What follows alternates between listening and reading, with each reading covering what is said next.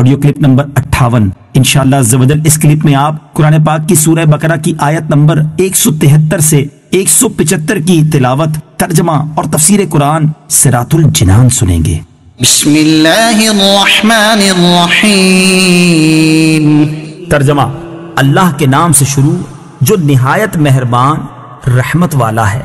انما حرم علیکم المیتۃ والدم ولحم الخنزیر وما اہل به لغیر اللہ فمن اضطر غیر باغ ولا عاد فلا اثم علیہ ان اللہ غفور رحیم۔ ترجمہ: اس نے تم پر صرف مردار اور خون اور سور کا گوشت اور وہ جانور حرام کیے ہیں جس کی ذبح کے وقت غیر اللہ کا نام بلند کیا گیا، تو جو مجبور ہو جائے حالانکہ وہ نہ خواہش رکھنے والا ہو اور نہ ضرورت سے آگے بڑھنے والا ہو تو اس پر کوئی گناہ نہیں، بے شک اللہ بخشنے والا مہربان ہے۔ انما حرم علیکم، تم پر یہی حرام کیے۔ تفسیر صراط الجنان میں ہے، کفار نے چونکہ اپنی طرف سے بہت سے جانوروں کو حرام قرار دے رکھا تھا جن کا بیان سورہ مائدہ آیت نمبر 103 میں آئے گا، کفار کی اس حرکت پر فرمایا گیا کہ جن جانوروں کو تم نے حرام سمجھ رکھا ہے جیسے بحیرہ وغیرہ وہ حرام نہیں، حرام صرف وہ ہیں جو ہم نے فرما دیے۔ یہی مضمون مزید تفصیل کے ساتھ سورہ مائدہ آیت نمبر 3 میں بھی موجود ہے۔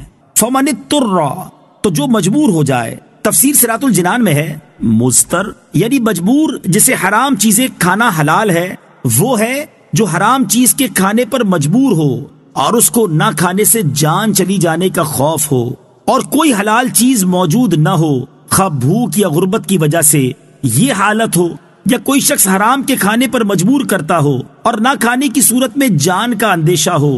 ایسی حالت میں جان بچانے کے لیے حرام چیز کا قدر ضرورت یعنی اتنا کھا لینا جائز ہے کہ ہلاکت کا خوف نہ رہے، بلکہ اتنا کھانا فرض ہے۔ غفور الرحیم، بخشنے والا مہربان۔ تفسیر صراط الجنان میں ہے، حالت مجبوری میں حرام کھانے کی اجازت دینا اور اسے معاف رکھنا اللہ تعالیٰ کی کرم نوازی کی دلیل ہے، اس لیے آیت کے آخر میں مغفرت و رحمت والی صفات کا تذکرہ فرمایا۔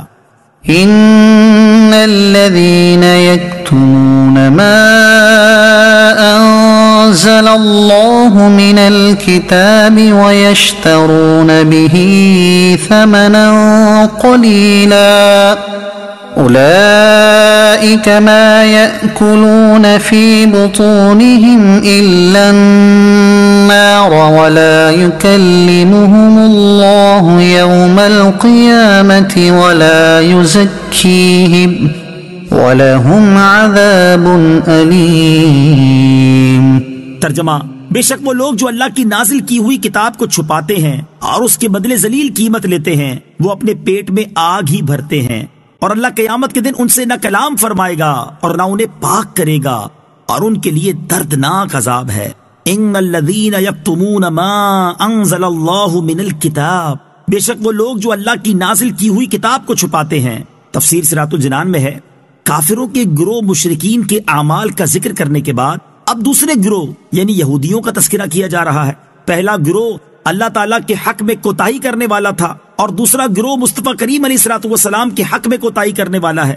شان نزول: یہودیوں کے سردار علماء یہ امید رکھتے تھے کہ نبی آخر الزمان صلی اللہ تعالیٰ علیہ وآلہ وسلم ان میں سے مبعوث ہوں گے، لیکن جب انہوں نے دیکھا کہ سرکار دو عالم جناب محمد مصطفیٰ صلی اللہ تعالیٰ علیہ وآلہ وسلم دوسری قوم میں سے مبعوث فرمائے گئے تو انہیں یہ اندیشہ ہوا کہ لوگ توریت اور انجیل میں حضور پرنور صلی اللہ تعالیٰ علیہ وسلم کے اوصاف دیکھ کر آپ کی فرما برداری کی طرف جھک پڑیں گے، اور ان یہودی سرداروں اور علماء کے نذرانے، ہدیے، تحفے، تحائف سب بند ہو جائیں گے، حکومت جاتی رہے گی۔ تو اس خیال سے انہیں حسد پیدا ہوا اور توریت و انجیل میں جو حضور کی نعت و صفت اور آپ کے وقت نبوت کا بیان تھا انہوں نے اس کو چھپا دیا۔ اس پر یہ آیت مبارکہ نازل ہوئی۔ اولئک الذین اشتروا الضلالة بالہدى والعذاب بالمغفرة فما اصبرهم علی النار۔ ترجمہ: یہی وہ لوگ ہیں جنہوں نے ہدایت کے بدلے گمراہی اور بخشش کے بدلے عذاب خرید لیا، تو یہ کتنا آگ کو برداشت کرنے والے ہیں۔ الذین اشتروا الضلالة بالہدى، جنہوں نے ہدایت کے بدلے گمراہی خرید لی۔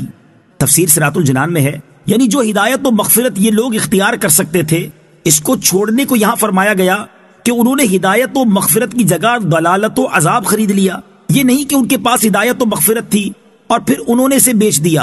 امام فخر الدین رازی رحمۃ اللہ تعالی فرماتے ہیں، دنیا میں سب سے بہترین چیز ہدایت اور علم ہے، اور سب سے بری چیز گمراہی اور جہالت ہے۔ تو جب یہودی علماء نے دنیا میں ہدایت اور علم کو چھوڑ دیا اور گمراہی اور جہالت پر راضی ہو گئے، تو اس بات میں کوئی شک نہ رہا کہ وہ دنیا میں اپنی جانوں کے ساتھ انتہائی خیانت کر رہے ہیں۔ نیز آخرت میں سب سے بہترین چیز مغفرت ہے اور سب سے زیادہ نقصان دہ چیز عذاب ہے۔ تو جب انہوں نے مغفرت کو چھوڑ دیا اور عذاب پر راضی ہو گئے، تو بلا شبہ وہ آخرت میں انتہائی نقصان اٹھانے والے ہیں۔ اور جب ان کا حال یہ ہے تو لا محالہ دنیا اور آخرت میں سب سے بڑے خسارے میں یہ لوگ ہیں۔